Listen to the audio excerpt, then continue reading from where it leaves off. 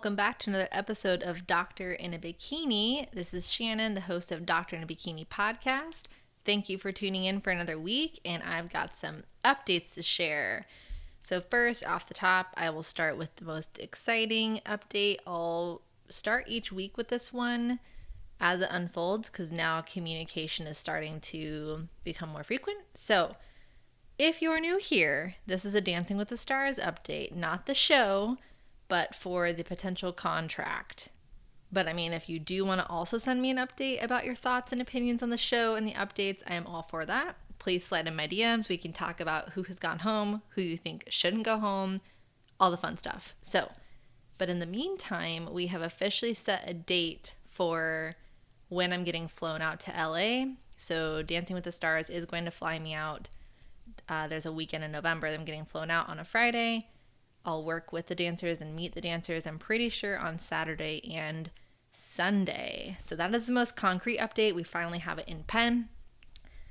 What does that mean? So essentially, it's kind of like, I guess like an interview, like a working interview, I guess is the best way to put it. Just making sure that they like me, we all jive, they like my hands, all that fun stuff. And as far as I know, as long as it's a go, what that means is I will officially, because I can't remember if I've like totally spelt it out on here. Because like I said, I didn't want to jinx it. I was super excited. I wanted to share it all, but I also didn't want to jinx what that meant because you never know. So what I think that means though, as long as everything goes well, then that would mean that I will be gone and on a tour bus with Dancing with the Stars pros and the celebrities that they choose, going around the East Coast up to Canada. We'll be in the Midwest, and then I think they're also going to do the Pacific Northwest and then end on the West Coast. And yeah, that will be for a whole 3 months' time, which is finally setting in. So funny. Like, I got emotional because Connor and I had like a whole day to ourselves on Saturday. And I got, as he likes to say, I got all leaky on him. He's like, why are you getting emotional? It's like, because if I leave and I'm gone for 3 months, I'm going to miss, these days where I get to just be home with you. We get to shop around. We get to have food together. And also, how in the heck does one pack for 3 months in one suitcase? How does one do that while on prep and running a podcast? And, I'm so excited to do all of it, but it's almost like the reality was setting in where I was like, oh, I need to start figuring out, like, if this is happening, because I'm telling you guys, I don't think you guys realize how on the edge I am. My current work contract literally ends in December, and this contract would start in January, but if they don't pick me up, which they will be telling me in December, then, sorry, my dog is literally right by. Hi, Bo. Yeah, thank you for joining us. The people do want to hear from you. Anyways, yeah, so literally packing my life away for 3 months will be really cool, but also very intimidating. But anyways, you guys probably listened to last week's episode, so I won't get too much into that. But I did want to share the update because now it's officially in pen, which means insert office meme here. It's happening. Everybody remain calm. It's happening. So, let's see. Otherwise, before I get to like the meat and potatoes of the episode, I also wanted to share, oh my gosh, I'm sorry. Bo is hanging out with me, so if you hear his mouth noises, I'm so sorry. Bo, please go. Just be handsome somewhere else. No? Okay.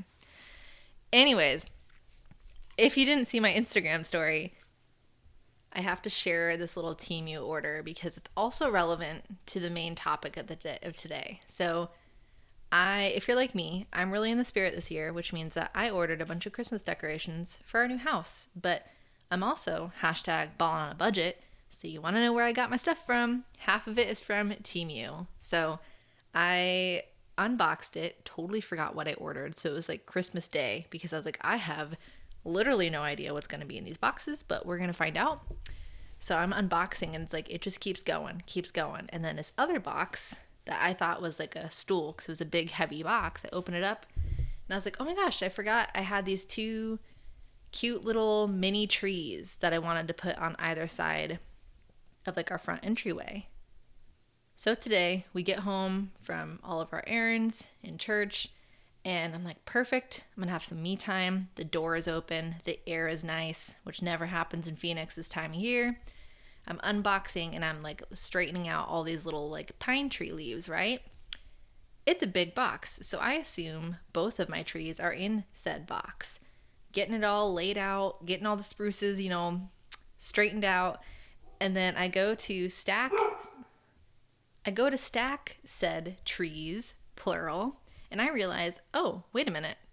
1, 2, 3 does not equal 2 trees.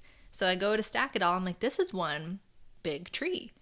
I stand up and I'm like, oh my God, this tree is taller than I am. And if you see my little cute before and after of what I ordered versus what I got, I think the Temu trees were both supposed to be like 3 feet.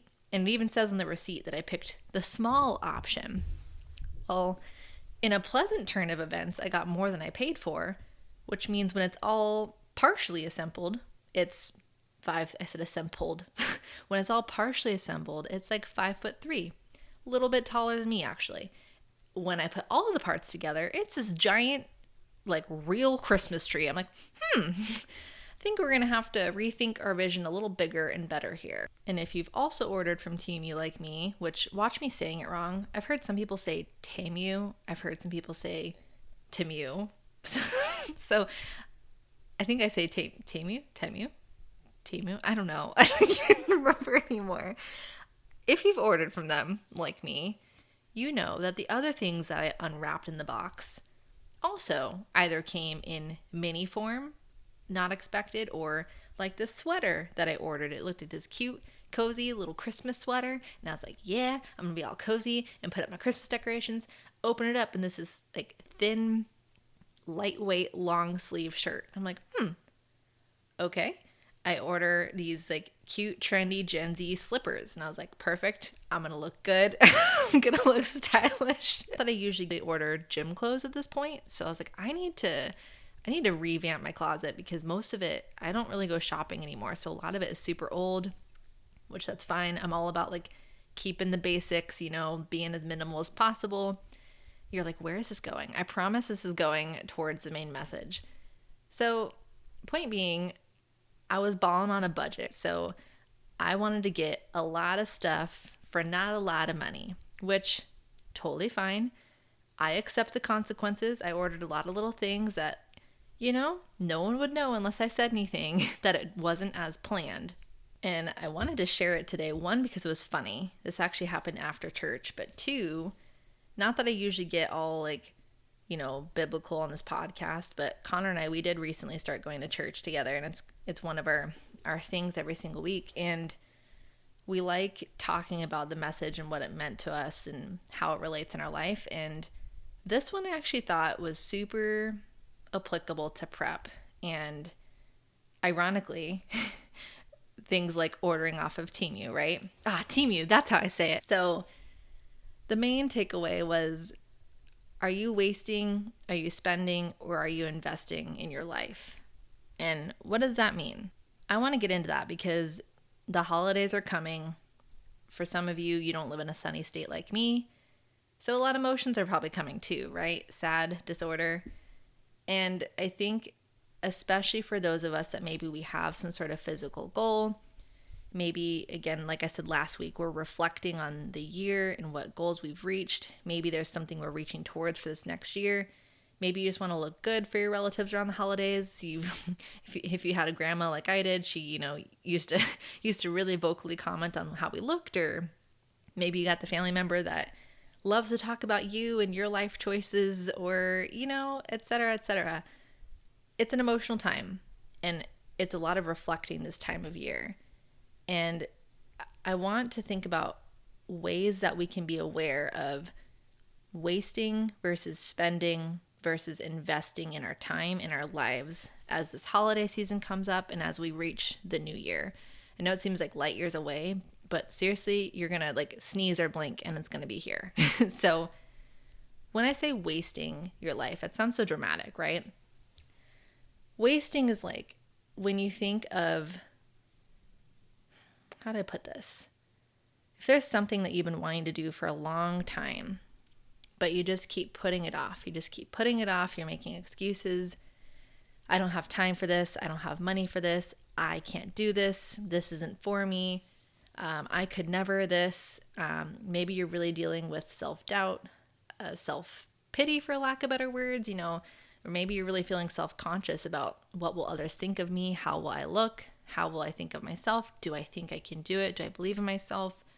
Wasting your time in life. And again, I don't want to get like biblical. That's totally not my vibe. But the context we received this morning was a story where three people in this verse had been given a gift. I think it was silver or something. And one person, they were living really fear-based, where it was almost a scarcity mindset. They weren't sure if they were going to get another opportunity again. So essentially the silver that they took, they buried it and they hid it away because they were afraid that no other opportunity would come their way. So one person, they buried it, they hid it, they didn't do anything with it. Another person, they took the opportunity that they had and they spent it on something mindless. They just, oh, yay, I have money. Let's just go spend it on all the things, right? Maybe they're on a Temu spree and they don't really care what they're buying. They just want to buy it all because they have the money. And the third person, they took it and they invested it in something that was important to them. And the investing I'm going to talk about, it's not necessarily in the financial sense, but this example just, it might make sense for the analogy.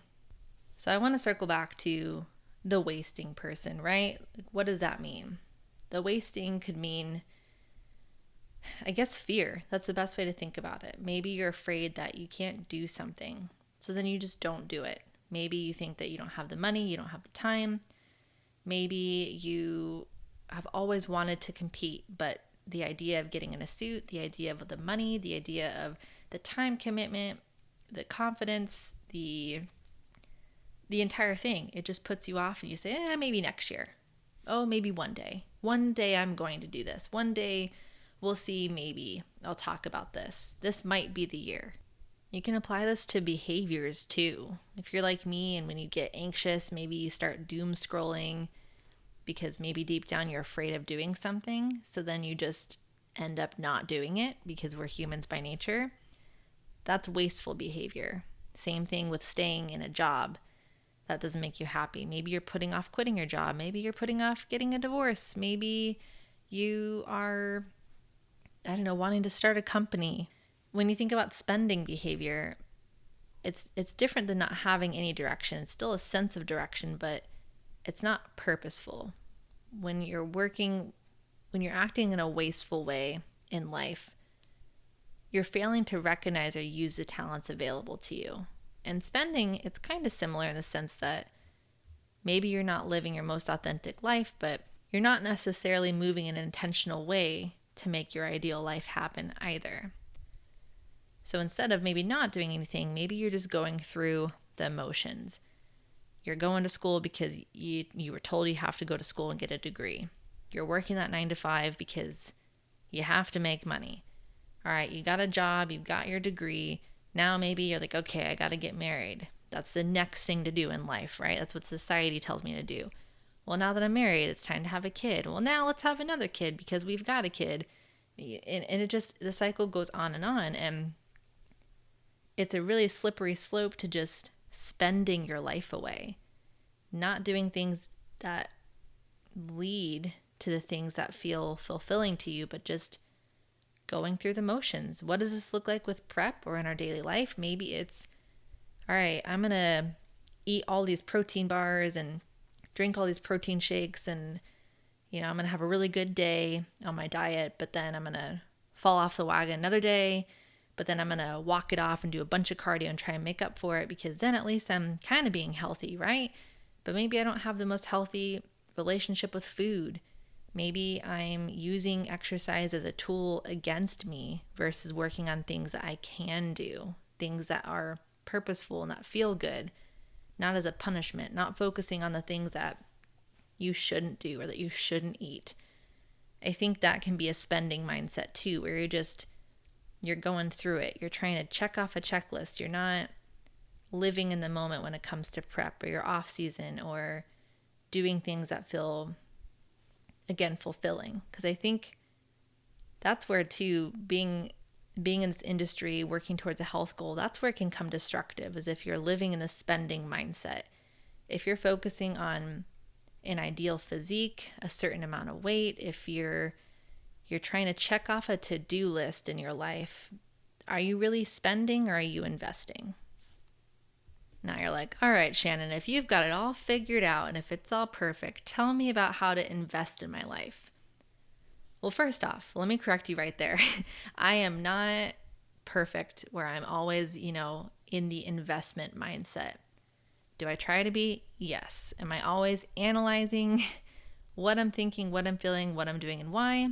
Painfully? Yes. That's just how I am. It's how I'm wired. And I think I'm very much painfully aware when I'm not in the investment mindset, or when I get caught up, because I think just like in life, you can't operate in one mindset all the time. We're not perfect. We're going to ebb and flow. Perfect example earlier, I mentioned doom scrolling for me. Okay, that feels like wasting my time. Unless it's specifically carved out where it's me time and I need to decompress, that's totally fine.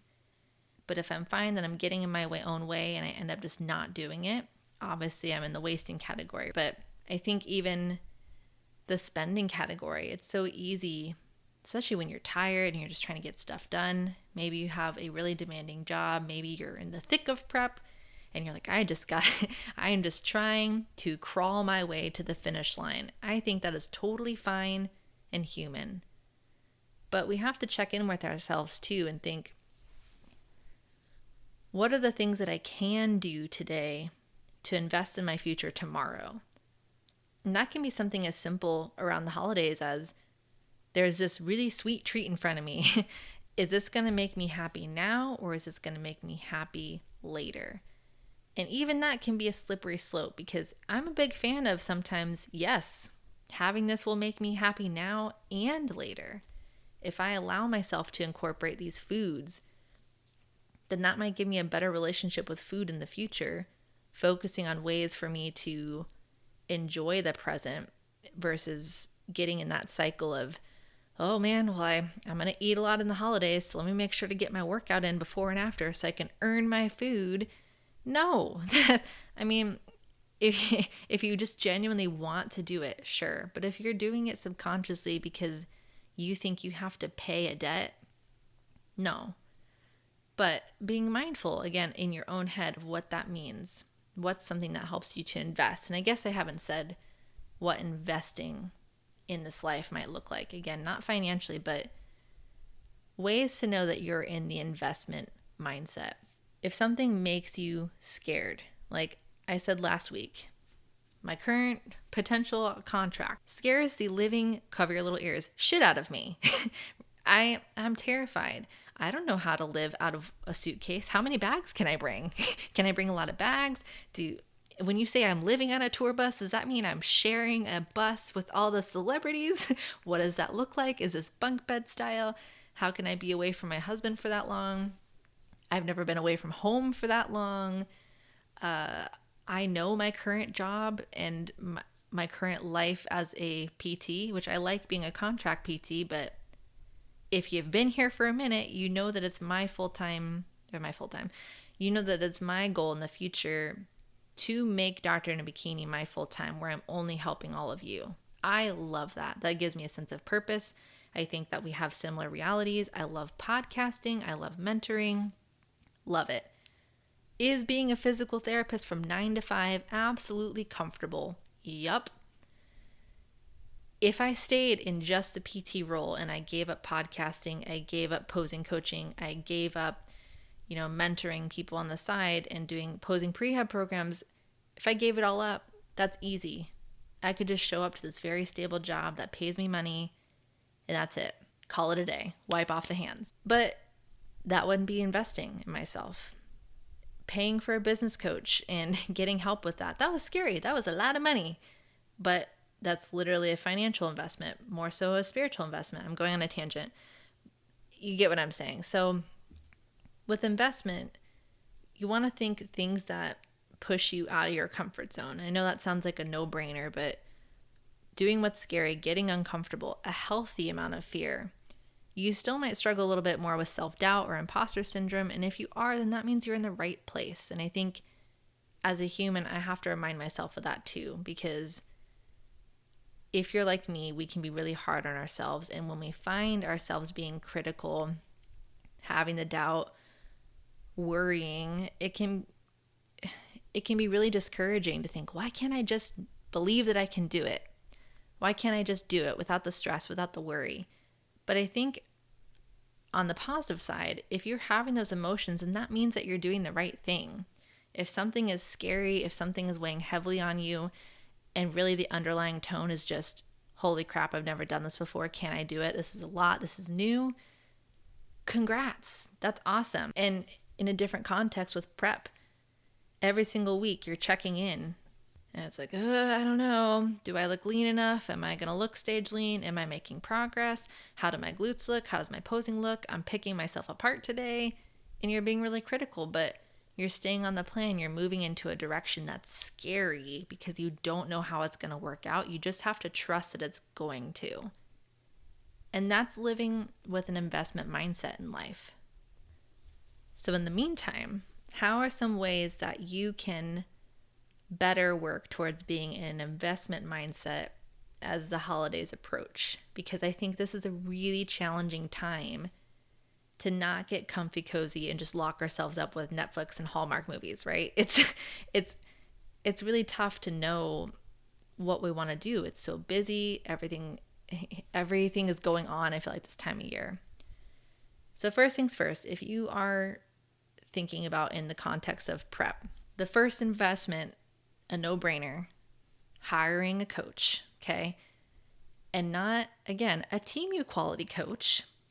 If it's like $100 a month, I don't know if that's necessarily maybe going to fit everyone's goals. And I'm trying to speak very tactfully because you never know if someone's starting out. Maybe you're getting the homie hookup. I don't know your agreement. So I'm trying to speak very lightly with that. Quality coach, quality posing coach. Yes, I'm going to self-plug here. When you think of posing prehab, between the prehab and the posing, you want to make sure that you're investing. And the reason why that's an investment between a quality coach and a quality posing coach, working with me for posing prehab, that's thinking down the line of, all right, I want to make sure that I love my stage photos. I want to increase my placing because my posing looks better on stage. My body awareness is better. I feel better in my posing. I'm investing in a coach that gets me. I'm going to try to make sure that I take my time with my coach to make sure that we align emotionally. I have a list of questions ready because I know how I like to work with people. Not just thinking of, all right, the first guy where he was afraid of the money in the beginning, he didn't know if he'd get another opportunity, so he just buried it and ignored it and did nothing with it. Or the Temu spender that they're like, I'm just going to get the quality, balling on a budget deal because I want it now. It's scary and it's a lot of money, but these are things that if you do have goals within the bodybuilding world, you want to invest in something that aligns with you and who you are and what your goals are. This one's a tough one, but investment mindset can also mean pushing off when you return to the stage. And this is a no-brainer, but I think it's so easy for us to want to stay a certain amount of lean, but if your feedback was to build, it might not be ideal to you of waiting 1 or 2 full years for getting back on stage. But long term, if your goal is to go pro or to go to the Olympia, that might be necessary long term investment wise. It might be really scary putting on some weight, and maybe you don't have to put on a bunch of weight. And that could be feedback with a coach too when you're trying to interview someone. Say, hey, when say someone might frame one of your athletes, if that athlete is given feedback that they need to build, how extreme do you get with your off-season builds? And I think that's a question people don't always ask, because I know personally of athletes that the coach that they were working with, different coaches, they were put on really extreme protocols, I'll just say. So being mindful of what's important to you, and if that's something that's scary, that you don't ever want to be someone that puts on more than 10 or 20 pounds, especially if you're my size, 5'3", that's a lot. But there are some coaches that say, yep, this is my approach. It's really, really extreme. We got to build. We got to get serious. So keeping in mind things that are important to you. And if that means putting off your start date with getting back on stage, it's scary, but it might be worth it. Versus just putting it off and going through the motions, I would say that's a spending mindset. If you're just getting on stage just to get on stage, just to go through it again, and only having a couple months off season, if that doesn't align with your physique, then maybe that's not the investment choice for you. I think my favorite and arguably the most important point for investment mindset, if you've ever heard Sebum and his inspirational acceptance speeches, I swear I get emotional every single time. But another way to think investment mindset is really digging deep. Don't just go through the motions this season. Really understand what you're doing and why. So I think that's a big thing too. If there's some takeaways from this episode, I would say ask yourself, what do you think your talents are? What do you think you bring to the table? And this doesn't have to just be prep, but if you're thinking in life, okay, what is an investment mindset for me? What do you think you bring to the table? What are your strengths? What are your talents? Are you a healer at heart? Are you someone that you really connect with people? Are you really good with solving problems? Are you really organized? Do you value being creative? Are you someone that you do really good thinking on your feet and you like to be busy? Are you someone who's a caretaker? Do you like coaching and mentoring people? Just dig deep and think about what your why is, what your purpose is, and how does that fit in your life, in your career, in your relationships, on stage? Are you someone that, even with your posing routine, are you someone that's more sweet? Are you more, are you more saucy? Oh my gosh, I loved all the Olympia routines because you can see people really carving their personalities in it, right? Like, I'm not a Laura Lee, but man, if I was Laura Lee's personality, you can see, like, she's got some fire, right? That's partially why she won Miss Bikini Olympia. But go back to those roots and think about, what does that mean for you on stage, in prep, with who your coach is, with your style, as far as what you feel after each show. Maybe you are just entering your last show of the year. I really recommend every single time to journal your feelings during during peak week. Because usually when we look back at photos, we remember, I remember I was feeling this, I was nervous about this, but then look at how I did on stage, and then we're off stage in a flash, and now it's time for off season again. And the moment has passed so quickly of appreciating what we did and where we got. And it's so easy to get caught up in the journey that before you know it, it's gone, and now it's time to reverse, and now it's the holidays. So I really, really, really encourage you, as far as an investment mindset, whether you're about to go into a show, maybe you're just coming off of a show, maybe you're setting the tone for next year, maybe you've never done a show and you're trying to think, could I do this? Would I do this? Why do I want to do this? What are some barriers that I think I might come across? Am I nervous about my relationship with food, my relationship with my body? Okay, where are some resources? Who can I talk to? Can I message Shannon on what has she done? Have I listened to all her episodes? What coaches can I talk to? Can I talk to some athletes and see their why and, how they've overcome some of these struggles? Or am I thinking about leaving my job? What do I want to do? How does that tie back to my talents? Who can I connect with that is doing something that embodies a general lifestyle that I want to live? And I don't know, I hope all that makes sense, but those are some examples of an investment mindset and using the tools and the talents we have in order to lead a more fulfilling life. I hope that all makes sense. And I feel like when I get really excited, I start to talk really quickly, and especially if I don't have my saucy co-host here, I just kind of turn and burn through the message. But I hope that you all appreciated that, because when we were sitting in the service today, I just thought, wow, I have been in each phase, I think, at some point. And I realized that it's so easy for us to ebb and flow, but I think if we view it, he put it in such a good way, if we view it as managing our talents, not owning our talents, but managing our talents, I thought, wow, that's such a good way to think about it. Because at the end of the day, we're just managing whatever crisis is in front of us. We are just managing whatever we're going through that day. And instead of me worrying about being the owner or being responsible for everything that's supposed to happen in the next year, how about I focus on the tools in my hands today? And I thought that that message was so powerful. So I hope that that makes sense and that you appreciate it. And I love that so many of you sent me last week what you're working on and how you are taking strides towards doing things that make you scared. And I know today was kind of a similar message, but I wanted to tie it into more behaviors that you can implement today, especially because, again, for me, that's a big theme, if you can't tell right now, is fear and doing things that are way out of my norm. And I think generally when I am going through things in life and I share it, it seems to resonate with listeners as well. So I will keep you all posted on the Dancing with the Stars update and the Christmas tree situation. There are 2 of them and they're giant. So I'm going to see how I need to reframe that to make our front door area look good. But I hope that you all have a great week. Thank you again for listening to another episode. And huge thank you so much to those who are sharing Posing Prehab and the podcast.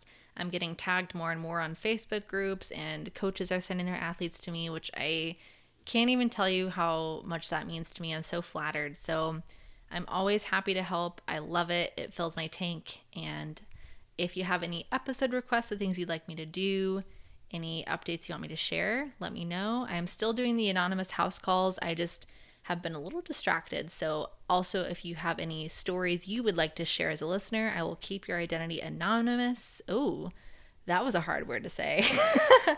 Well, I will talk to y'all later. I hope you have a great week. Bye.